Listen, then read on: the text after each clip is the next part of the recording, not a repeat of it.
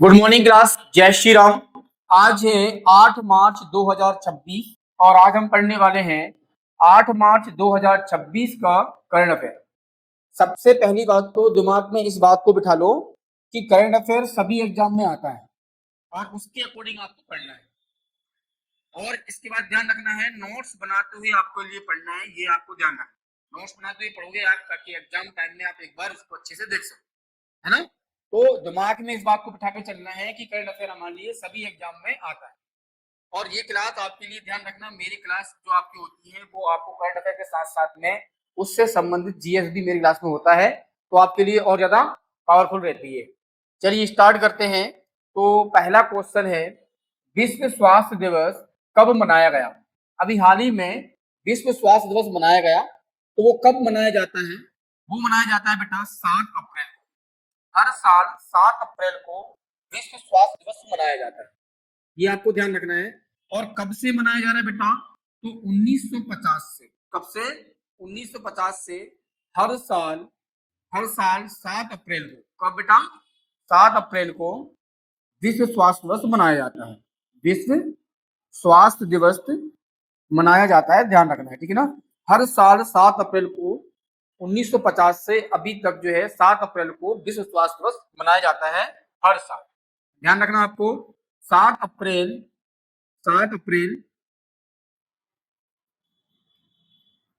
1948 से ये मनाने का जो है आपको किया गया था। किसने बेटा? WHO ने, है ना। WHO के द्वारा मनाया जाता है, ध्यान रखना। विश्व वर्ल्ड हेल्थ ऑर्गेनाइजेशन, क्या बोलते हैं बेटा? विश्व स्वास्थ्य संगठन बोलते हैं इसको। और W मतलब वर्ल्ड हेल्थ ऑर्गेनाइजेशन, ये आपको नाम भी याद रखना है, वर्ल्ड हेल्थ ऑर्गेनाइजेशन इसको बोलते हैं, है ना। और इसकी स्थापना हुई थी बेटा, ये ना, कब हुई थी इसकी स्थापना? तो इसकी स्थापना हुई थी 7 अप्रैल को। कब हुई थी? 7 अप्रैल 1948 को वर्ल्ड हेल्थ ऑर्गेनाइजेशन की स्थापना हुई थी, मतलब विश्व स्वास्थ्य संगठन की स्थापना हुई थी, है ना। और इसी संस्था के द्वारा 1950 से जो है ना हर साल 7 अप्रैल को विश्व स्वास्थ्य दिवस मनाया जाता है। मतलब जो जिस तारीख को संगठन किया गया था उसी तारीख को मनाया जाता है विश्व स्वास्थ्य दिवस, है ना। इसका मुख्यालय की बात करें बेटा, WHO का मुख्यालय कहाँ है? तो इसका मुख्यालय है जेनेवा में। कहाँ पर है बेटा? जेनेवा में है, ध्यान रखना।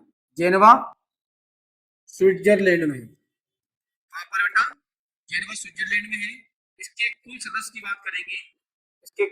बात करेंगे, तो 194 देश जो है इसके सदस्य हैं, ये आपको ध्यान रखना है। WHO की जो सदस्य हैं वो 194 देश हैं। इसका मुख्यालय जेनेवा स्विट्जरलैंड में है। और 7 अप्रैल 1948 की इसकी स्थापना हुई थी। और इसी के द्वारा 1950 से हर साल 7 अप्रैल को विश्व स्वास्थ्य दिवस मनाया जाता है, ये आपको ध्यान रखना है ना। और हर साल एक थीम होती है बेटा, क्या है? हर साल एक थीम के साथ में मनाया जाता है।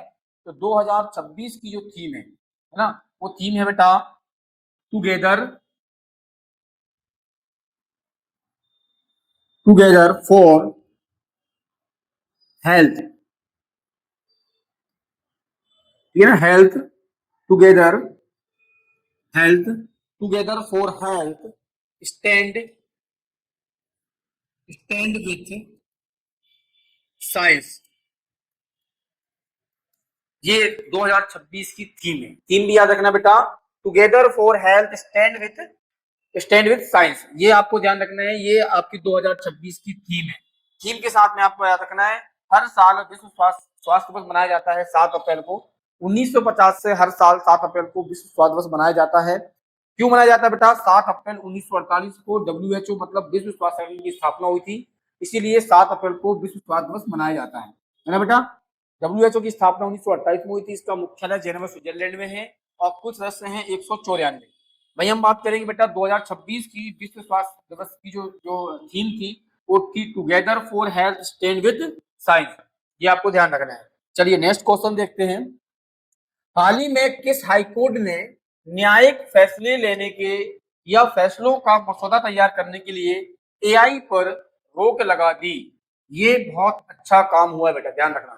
जो एआई है ना, एआई जो आपका है, ध्यान रखना, एआई सब जगह काम आता है। एआई जो आपका है सब जगह काम आएगा, लेकिन है ना जो न्यायिक मसौदे हैं और जो न्यायिक फैसले हैं वो एआई के द्वारा नहीं लिया जाए तो अच्छा है।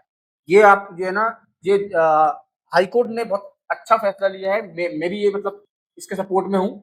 क्यों? क्योंकि बेटा देखो, जो फैसले होते हैं है ना, वो व्यक्ति की जो अनुच्छेद 21 है, प्राण एवं दैहिक स्वतंत्रता और सम्मान से जीने का अधिकार, है ना, सम्मानजनक जीने का अधिकार, उसके अकॉर्डिंग फैसला लिए जाते हैं। क्योंकि संविधान के अनुच्छेद 21 में लिखा है कि व्यक्ति की गरिमा, व्यक्ति की जो प्राण है वो नियम मतलब नियम द्वारा बनाई गई प्रक्रिया या कानून द्वारा बनाई गई प्रक्रिया के अकॉर्डिंग उस पर हम हस्तक्षेप हो सकता है। उसके अधिकारों से या मौलिक अधिकारों से यदि उनसे वंचित किया जाता है किसी व्यक्ति को, तो कानून द्वारा ही किया जाता है ना। और कानून पर फैसले लेने का काम किसका होता है बेटा? हाई कोर्ट का होता है या कोर्ट का होता है ना। यदि वो ही किसी एक टेक्नोलॉजी के भरोसे यदि किसी व्यक्ति को फैसले सुनाता है या फैसलों को तैयार करता है, मसौदा तैयार करता है, तो ये मतलब एक क्या हो जाएगी, बहुत बड़ी मतलब प्रॉब्लम हो सकती है। क्योंकि हम टेक्नोलॉजी पे इतना भरोसा नहीं कर सकते। क्लियर है? तो हाई कोर्ट ध्यान रखना, गुजरात हाई कोर्ट ने ये जो है आपका एक नीति बनाई है ना, एक नीति बनाई है। और वो नीति बनाई है बेटा अनुच्छेद 225, है ना, आर्टिकल 225 को पूरा लिख देता हूं मैं ना। अनुच्छेद अनुच्छेद 225 और अनुच्छेद 227, है ना, अनुच्छेद 227 के अनुसार बनाई है ना। और उन्होंने बोला कि इसके अनुसार जो है ना, एआई के द्वारा किसी भी फैसले के मसौदे को तैयार नहीं करना है और न्यायिक फैसले भी नहीं लेना है, ऐसी रोक लगा दी है नीति बनाकर, है ना बेटा, ध्यान रखना, है ना। और उन्होंने किसको सामने लिया बेटा? अनुच्छेद अनुच्छेद जो आपका 21 है, उसको जो है ना, उसके अकॉर्डिंग ये फैसला लिया है कि एआई को यहाँ पर इंटरफेयर ना किया जाए तो अच्छा ही है। क्लियर है बेटा? अनुच्छेद 21 बहुत पावरफुल है। ये क्लास मेरी आपकी यूट्यूब में जो है आपकी है, अपलोड है, यदि आप नहीं देखी है तो। अनुच्छेद आपके पूरे मौलिक अधिकार अनुच्छेद 21 में स्पेशल बताया आपके लिए, है ना, 22 20 ये सब स्पेशल बताया, ध्यान रखना। पावरफुल आपकी जो है ना अनुच्छेद आपके 21 20 22 ना, ये बहुत इंपॉर्टेंट है, इनको आप ध्यान रखना है। तो अनुच्छेद 21 को सामने रखते हुए उन्होंने बोला किसी भी व्यक्ति की जो है ना प्राण या जीवन जो आपकी है या मौलिक अधिकार से वंचित, है ना, ये मेन होता है मौलिक अधिकारों में ना, तो इससे वंचित नहीं कर सकते एआई के भरोसे। इसीलिए कोर्ट जो भी फैसला लेगा एक वो है आपके संविधान के अकॉर्डिंग ही लेगा, है ना। इसमें एआई को इंक्लूड ना किया जाए, ये गुजरात हाईकोर्ट ने ये फैसला सुनाया है। और आगे भी जो अपने और हाई कोर्ट है आपके, उनको भी ये फैसला जो है ना लेना चाहिए, है ना। एआई जो है ना इतना सर्वोपरि एक नई टेक्नोलॉजी पे इतना भरोसा नहीं कर सकते हम, ध्यान रखना, ठीक है। चलिए नेक्स्ट क्वेश्चन देखते हैं। हाल ही में कैम्पबेल विल्सन ने किस समूह के सीईओ के पद से इस्तीफा दिया है? अभी हाल ही में बेटा कैम्पबेल विल्सन, ये नाम आपको याद रखना है, इंपोर्टेंट है बेटा, है ना, ये इंपोर्टेंट है, ध्यान रखना। कैम्पबेल विल्सन जो आपका है, इन्होंने हाल ही में किस समूह के सीईओ से इस्तीफा दिया है? सीईओ की पद पर जो थे उन्होंने इस्तीफा दे दिया है। तो ये आपको ध्यान रखना है बेटा, एयर इंडिया समूह से उन्होंने क्या दिया बेटा? इस्तीफा दिया है। किसने दिया है इस्तीफा? ये दिया है आपका कैम्पबेल विल्सन ने। किसने दिया है? कैम्पबेल विल्सन एयर इंडिया के सीईओ के पद पर थे। कब से थे बेटा? जुलाई 2022 से थे, 2022 से, ध्यान रखना, है ना, 2022 से ये आपके हैं इस पद पर थे, सीईओ के पद पर एयर इंडिया के, है ना। अभी हाल ही में उन्होंने इस्तीफा दे दिया है। इनका कार्यकाल बेटा 5 साल का था, 5 साल का कार्यकाल था, लेकिन उन्होंने 5 साल से पहले ही अपना इस्तीफा दे दिया है। किसने बेटा? कैम्पबेल विल्सन ने दे दिया है ना। ध्यान रखना, आपको जुलाई 2020 में ज्वाइनिंग हुई थी, इन्होंने इस्तीफा दे दिया है ना। ये आपको ध्यान रखना है एयर इंडिया से, क्लियर है। साथ ही में हम बात करेंगे बेटा इंडिगो के जो अभी सीईओ थे, उन्होंने भी इस्तीफा दिया है, ये भी आपको ध्यान रखना है। जो आपकी हमारे भारत की सबसे बड़ी एयरलाइंस कंपनी है इंडिगो, उसके सीईओ ने भी इस्तीफा दिया था। उनका नाम क्या था बेटा? Peter Albert. क्या था? पीटर एलबर्ट जो है, इन्होंने इस्तीफा दिया था, ये सीईओ थे, ठीक है ना, इन्होंने इस्तीफा दिया था, ध्यान रखना। और इनके स्थान पर ये सीईओ है वर्तमान में, ध्यान रखना, वर्तमान में तो कौन है बेटा? Willy Walls. कौन है बेटा? विली वॉल्स है। वर्तमान में इंडिगो की जो सीईओ नियुक्त किए गए हैं वो विली वॉल्स को चुना गया है। चलो, इस्तीफा किसने दिया है? पीटर एलबर्ट ने इस्तीफा दिया है। और अभी हाल ही में बेटा एयर इंडिया के जो आपके सीईओ हैं, है ना, उनने भी इस्तीफा दे दिया है, ये आपको ध्यान रखना है, क्लियर है, ये आपको ध्यान रखना है। चलिए नेक्स्ट क्वेश्चन देखते हैं। नेक्स्ट क्वेश्चन है, हाल ही में विनय टॉन्से किस बैंक के प्रबंधक निदेशक और सीईओ नियुक्त किए गए हैं? बैंकों के बैंक वाले जो एग्जाम दे रहे हैं उनके लिए इंपॉर्टेंट है। बैंक वालों के लिए बहुत इंपॉर्टेंट है। अभी हाल ही में बिनेटॉन से, ये नाम याद रखना है, बिनेटॉन से किस बैंक के प्रबंधक और सीईओ नियुक्त किए गए हैं? तो ये किए गए बेटा यस बैंक, है ना। यस बैंक के प्रबंधक और सीईओ नियुक्त किए गए हैं बिनेटॉन से। ये आपको ध्यान रखना है। बैंक वाले इस बार आईएमपी लगा ले बेटा, है ना। बैंक वाले आईएमपी लगा ले, क्वेश्चन बैंकों में आते हैं। तो यस बैंक के जो है आपके प्रबंधक निदेशक कौन नियुक्त किया है बेटा? बिनेटॉन से। यस बैंक की स्थापना की बात करेंगे बेटा, यस बैंक की स्थापना की बात करेंगे तो इसकी स्थापना हुई थी 2003 में। कब हुई थी? 2003 में। और 2004 से उन्होंने बेटा काम चालू कर दिया था, है ना। मतलब संचालन कब किया उसने? काम चालू किया 2004 से, और 2003 में इसकी स्थापना हुई थी। इसके मुख्यालय की बात करेंगे बेटा, है ना, मुख्यालय की बात करेंगे तो इसका मुख्यालय मुंबई में है। मुख्यालय कहाँ है बेटा? मुंबई में इसका मुख्यालय, ये आपको ध्यान रखना है, मुंबई में इसका मुख्यालय है यस बैंक का। क्लियर है? चलिए नेक्स्ट क्वेश्चन देखते हैं। हाल ही में भूमि संसाधन विभाग के सचिव किसे नियुक्त किया गया है? अभी हाल ही में भूमि संसाधन विभाग के सचिव के रूप में नियुक्त किया है नरेंद्र भूषण को। तो किया बेटा?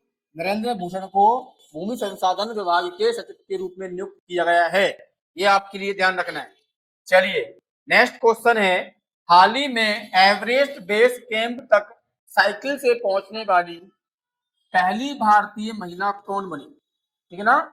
हमारी छोरियां भी किसी छोरे से कम नहीं है। ये देख लो बेटा, यहाँ पर हमारी छोरियां भी किसी छोरे से कम नहीं है। अभी हाल में बेटा भारत की बच्ची ने इतिहास रच दिया। क्या रच दिया बेटा?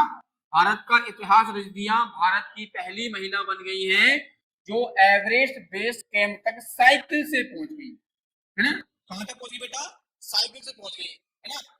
क्लियर है? ये आपको ध्यान रखना है। हाल ही में एवरेस्ट बेस जो कैंप है वहां तक साइकिल से पहुंचने वाली भारत की बच्ची ने इतिहास रचते हुए भारत की पहली महिला बन गई है। कहां से कहां तक बेटा? काठमांडू से। कहां से? काठमांडू से लेकर कहां तक?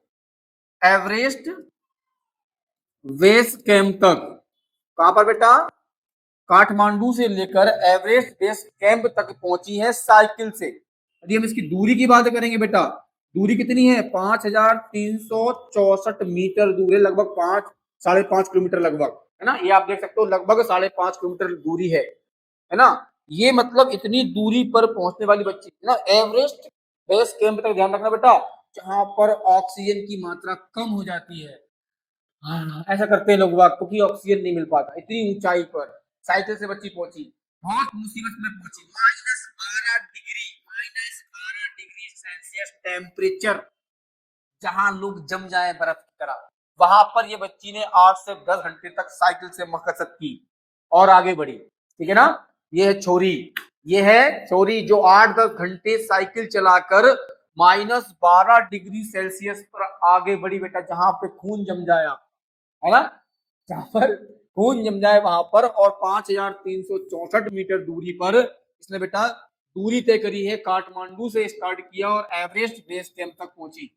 ये भारत की महिला बच्ची ने इतिहास रच दिया और भारत की पहली महिला बन गई जो एवरेस्ट बेस कैंप तक साइकिल से पहुंची। तो बच्ची का नाम है बेटा दिव्या सिंह। जब बच्ची का नाम क्या बेटा? इसका आंसर दिव्या सिंह। ये बेटा आईएमपी लगा लेना, ये सभी एग्जाम के लिए आईएमपी है।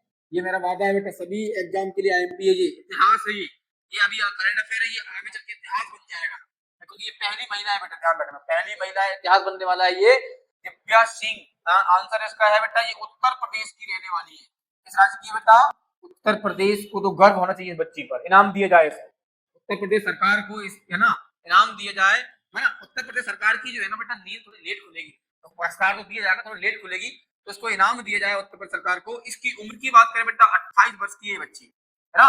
28 वर्ष की ये बच्ची है जो कि साइकिल से काठमांडू से लेकर एवरेस्ट बेस तक जो है आपके कैंप तक पहुंची। 5364 मीटर दूरी पर -12 डिग्री सेल्सियस बेटा, बहुत, जहां पर ऑक्सीजन की कमी, सांस लेने में दिक्कत, खून जमने वाली सर्दी, वहां इसने सफर किया 8-10 घंटे साइकिल। जहां परेशानी आई उसने साइकिल सर पे रख ली भैया, कंधे पे रख ली, चली हाथ से, है ना। जहां थोड़ी जगह मिली वह साइकिल रख के फिर चलाने लगी। तो कैन समझ लो ना, कुल मिला के इतनी ऊंचाई है कि साइकिल को माथे पर चलना पड़ता है इंसान, है ना। इतनी दूरी इसने इतनी मुसीबत से जो है ना आपकी जो है आगे सफर बढ़ा इसका बेटा, ये 5 अप्रैल को ध्यान रखना, 5 अप्रैल को पहुंची। कब पहुंची बेटा? 5 अप्रैल को। ये आपको ध्यान रखना है, 5 अप्रैल 2026 को ये कहाँ पहुंची? एवरेस्ट बेस कैंप तक पहुंची। ये आपको ध्यान रखना है। उत्तर प्रदेश की बच्ची, उत्तर प्रदेश की बच्ची जो है उसने क्या दिखा बेटा? कारनामा दिखा दिया। 14 दिन तक जो है ना इससे सफर किया, 14वें दिन ये पहुंची कहां पर?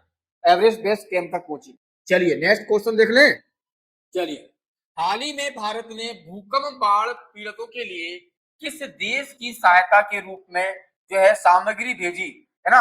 अभी हाल ही में बेटा किस देश में आया भूकंप? तो ये आपको ध्यान रखना है। अभी हाल ही में बेटा अफगानिस्तान में भूकंप आया। कहां पर आया? अफगानिस्तान में भूकंप आया, है ना? अफगानिस्तान में भूकंप आया, ध्यान रखना। कहां पर आया बेटा? उत्तरी क्षेत्र में आया। कहां पर आया? उत्तरी क्षेत्र में भूकंप आया अफगानिस्तान में। और भारत ने बेटा राहत जो सामग्री है जो भेजी भारत ने, ये आपको ध्यान रखना है अभी हाल ही में, है ना? राहत में क्या भेजा उन्होंने? राहत सामग्री में जो भेजा, सामग्री में भेजा उन्होंने क्या बेटा? जैसे कि किचन सेट, किचन सेट होता है ना बेटा आपका, किचन सेट भेजा उन्होंने। और क्या भेजा बेटा? हाइजीन भेजा, हाइजीन किट भेजी, हाइजीन किट भेजी, है ना? प्लास्टिक, है ना? प्लास्टिक, प्लास्टिक सीट भेजी, है ना? जो दैनिक जीवन में जो उपयोग चीजें वो भेज दी, है ना? प्लास्टिक, तिरपाल भेज दी बेटा, तिरपाल, है ना? जिसका घर गिर गया वो तिरपाल डाल ले, अपनी घर पे छत डाल दे, है ना? छत मतलब तिरपाल छत बन जाती है भैया। समय खराब होता है, समय बड़ा बलवान होता है ना? जिस व्यक्ति के सर पे छत नहीं होती वो तिरपाल की छत बना लेता है ना? तो जिसका घर गिर गया है उसको तिरपाल भेज दी भैया, तिरपाल ले लो आप। प्लास्टिक सीट भेज दी, है ना? प्लास्टिक की जो चादर वगैरह होती है ना, प्लास्टिक वाली, ना, वो प्लास्टिक सीट भेज दी। किचन सेट भेजा, खाने पीने के जो सामान है, मान लो खराब दब गया, टूट गया, किसान काय में खाएगा? हाथ में रख खाएगा, है ना? किचन सेट भेज दिया, है ना? वहीं हम बोलो sleeping, sleeping bag, sleeping bag भेज दिया, स्लीपिंग बैग भेज दिया, है ना? तो ऐसा सामान जो दैनिक दिनचर्या में उपयोगी होता है, ऐसे सामान को भारत ने अफगानिस्तान भेजा, ताकि अफगानिस्तान के लोग जो है ना बेटा अपनी जिंदगी में जो परेशानी भोग रहे हैं, आपदा भोग रहे हैं, उनको सहायता मिल सके, है ना? ये अभी हाल ही में भारत ने किया, ये आपको ध्यान रखना है ना? तो ये अफगानिस्तान इसका आंसर बेटा, अफगानिस्तान को भेजा है भारत ने। और साथ ही बेटा अफगानिस्तान को ध्यान रखना, जब पाकिस्तान ने जब आक्रमण किया था, है ना, अफगानिस्तान पर, तब उन्होंने, भारत ने जो है पीड़ित लोग जो वहां पर थे, है ना, उनके इलाज के लिए इमरजेंसी मेडिकल भेजी ना। क्या भेजी बेटा? इमरजेंसी, इमरजेंसी, है ना, मेडिकल सहायता भेजी, मेडिकल, मेडिकल सहायता भेजी, है ना? सहायता भी भेजी थी, ध्यान रखना अभी हाल ही में। कब? जब पाकिस्तान ने आक्रमण किया था। 2.5 टन दवाइयां भेजी थी, मेरा ध्यान रखना, 2.5 टन दवाइयां भेजी अफगानिस्तान में, ताकि भैया वहां के लोग जो है ना थोड़ा अपने आप को सुरक्षित महसूस कर सकें, है ना? अफगानिस्तान के सपोर्ट में भारत है कहीं ना कहीं। चलिए नेक्स्ट क्वेश्चन देखें। हाल ही में सांसद के रूप में शपथ लेकर किसने इतिहास रचा, जो भारत की पहली LGBTQ राज्यसभा संसद बनी? ध्यान रखना बेटा, ये भी इतिहास है आपका। ये क्वेश्चन आपका बहुत इंपोर्टेंट है, ये क्लास आपकी बहुत इंपोर्टेंट है बेटा। जिसने ये क्लास पूरी की है ना, वास्तव में आपको जो है ना एग्जाम में क्वेश्चन 100% देखने को मिलेगा, ये ध्यान रखना, 100% देखने को मिलेंगे इस क्लास के अंदर। बहुत ही ज्यादा क्वेश्चन है ना। तो हाल ही में सांसद के रूप में शपथ लेकर इतिहास रच दिया, जो भारत की पहले LGBTQ, LGBTQ का मतलब क्या होता है, ये आपको ध्यान रखना है बेटा। तो इसका मतलब होता है लेस्बियन, लेस्बियन गे, है ना? Lesbian gay, bisexual, bisexual, transgender, transgender और क्वीर, क्वीर इसका फुल फॉर्म क्या होता है बेटा? लेविशियन गे, बाइसेक्सुअल, ट्रांसजेंडर और बी क्वीर। इसका मतलब होता है बेटा एक ऐसा व्यक्ति जो आपकी ना पुरुषों में पहचान कर सके और ना ही महिलाओं में, है ना? मतलब वो बीच का व्यक्ति है, थर्ड थर्ड जेंडर बोल सकते हैं। ऐसा व्यक्ति, ऐसा प्राणी, ऐसा व्यक्ति जो मतलब है आपका ना वो मेन बोल सकता है और ना ही वो अपने आप को क्या बोल सकता है, स्त्री बोल सकता है ना? वो मतलब एक जो आपका थर्ड जेंडर के अकॉर्डिंग आता है गे के रूप में, तो लेस्बियन, गे, बाइसेक्सुअल, ट्रांसजेंडर और क्वीर, है ना? ये आपका क्या है बेटा? ये एक बहुत ही ज्यादा है आपकी, है ना, ये बहुत ही ज्यादा क्रिटिकल कंडीशन होती है। और ऐसी पहली LGBTQ राज्यसभा सांसद बनने वाला है कौन व्यक्ति बेटा? मेनका गुरु स्वामी। मेनका गुरु स्वामी जो आपके हैं वो बेटा एक संवैधानिक वरिष्ठ वकील है। कौन है बेटा? एक संवैधानिक संवैधानिक एक वरिष्ठ वकील है बेटा, ध्यान रखना। एक सीनियर वकील है, वरिष्ठ वकील है, जिन्होंने कई बड़े बड़े केस लड़े बेटा। इन्होंने ध्यान रखना बेटा कौन कौन से केस लड़े हैं? LGBTQ और साथ ही में बेटा जो आपके हैं कौन कौन से लड़े हैं बेटा? साथ ही उन्होंने लड़े हैं, है ना, मतलब LGBTQ और अधिक इनके इनके इनके लिए ना, इनके लिए उन्होंने क्या बड़े बड़े केस लड़े हैं ना, इससे संबंधित आपके जेंडर जेंडर संबंधित जो केस है उन्होंने ये है ना सुप्रीम कोर्ट में लड़े। सुप्रीम कोर्ट की वकील है बेटा, ध्यान रखना। कहाँ की है? सुप्रीम कोर्ट की एक संवैधानिक जो आपके वकील है ना। ये अभी हाल ही में तृणमूल पार्टी ने, किसने बेटा? तृणमूल पार्टी ने, तृणमूल पार्टी ने इसको जो है ना नामित किया। पार्टी ने इसको नामित किया, ध्यान रखना बेटा, नामित किया, नामित किया। और ये राज्यसभा में अपना है ना डायरेक्टली ओपन जो है ना इनको, ओपन जो है ना इनको चुना गया है, ओपनली चुना गया है, ध्यान रखना। ओपनली इनको नामित किया है मतलब चुना गया है, ये आपको ध्यान रखना है। इनका नाम है मेनका गुरुस्वामी। ये सुप्रीम कोर्ट की एक वरिष्ठ जो है वकील है, जिन्होंने जो है ना LGBTQ से संबंधित काफी बड़े बड़े केस इन्होंने लड़े हैं, है ना। इनको अभी हाल ही में तृणमूल पार्टी ने इनको जो है सांसद के रूप में नामित किया और उन्होंने शपथ ले ली बेटा 6 तारीख को। कब ली लेना? 6 अप्रैल को शपथ ली उन्होंने। 6 अप्रैल को इन्होंने शपथ ले ली, ध्यान रखना है। 6 अप्रैल को 2026 को उन्होंने क्या ले ली? शपथ ले ली, है ना। तो ये आपको ध्यान रखना है। ये का नाम है मेनका गुरुस्वामी। ये लेस्बियन, गे, बाइसेक्सुअल, ट्रांसजेंडर और क्यूर, है ना, क्यूर है। ये आपके पहले ऐसे व्यक्ति हैं जो सांसद में राज्यसभा में या लोक संसद में सांसद बने हैं, है ना, ये जेंडर के, है ना। और इसका मतलब होता है LGBTQ का ना वो व्यक्ति अपनी पहचान पुरुषों में कर सकता है और ना ही महिला में कर सकता है, ऐसा व्यक्ति। ठीक है बेटा, ये बहुत इंपॉर्टेंट है क्वेश्चन, ध्यान रखना है, बहुत इंपॉर्टेंट क्वेश्चन है। ये पहला व्यक्ति बन गए हैं, ये पहले व्यक्ति बन गए हैं, ये आपको ध्यान रखना है, पहले व्यक्ति बन गए हैं। चलिए नेक्स्ट क्वेश्चन देखते हैं। नेक्स्ट क्वेश्चन है बेटा, नेक्स्ट क्वेश्चन है, हाल ही में साइंटिस्ट अलेक्जेंडर लियोनोव का निधन हुआ है, ये किस देश के थे? है ना, अभी हाल ही में बेटा किसका निधन हुआ है? साइंटिस्ट अलेक्जेंडर लियोनोव का निधन हुआ है। इनका नाम याद रखना बेटा, ये बहुत इंपॉर्टेंट है, 100% क्वेश्चन आने वालों में से एक क्वेश्चन है आपका, ये मैं आपको वादा दे रहा हूं, है ना। हाल ही में साइंटिस्ट अलेक्जेंडर लियोनोव का निधन हुआ है, ये किस देश के थे? तो ये थे बेटा रूस के। कहाँ के थे? रूस के थे, ये आपको ध्यान रखना है, रूस के थे। और साथ ही में रूस की जो बेटा एक कंपनी है आपकी, कौन सी बेटा? Air space. कौन सी? Air space, air space company कौन सी है इनकी बेटा? तो इनकी एयर कंपनी है NPO, NPO Mashinostroyenia, Mashinostroyenia, है ना, मैं एनिया क्या है बेटा? एनपीओ माशिनो एस्ट्रो एनिया, है ना। ये इनकी एक क्या है कंपनी है बेटा, एयर स्पेस कंपनी है। इसके सीईओ थे बेटा, क्या थे इसके? सीईओ थे ये, है ना। कौन थे इसके सीईओ थे? साथ में बेटा मिसाइल डिजाइनर भी थे। क्या थे बेटा? मिसाइल डिजाइनर भी थे, ये आपको ध्यान रखना है। क्लियर है?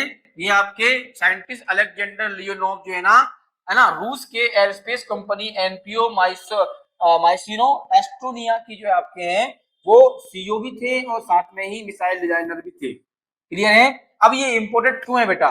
जो हमारे भारत की एक मिसाइल है ब्रह्मोस, कौन सी बेटा?